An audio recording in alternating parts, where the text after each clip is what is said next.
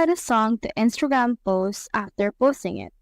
So if you want to add that song, just head over right here to your profile on your actual Instagram. Then choose in here a post that you want to add a song into. For example, for me, I'll add this to this post. Head over and click on that post. Click on this three dot just around it.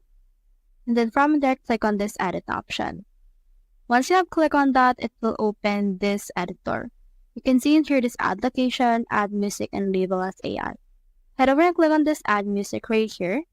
Then once you have done that, just search the music that you want to use. Just click on that. Then from in there, click on this check right here until you determine the actual length of the music that you want to add. Once you have checked that, click on the check in here again, and then this will save the progress that you have just made. Now, as you can see, a music has now been added to this post that we have. So that's how you add a song to Instagram post after posting it. Hope we helped.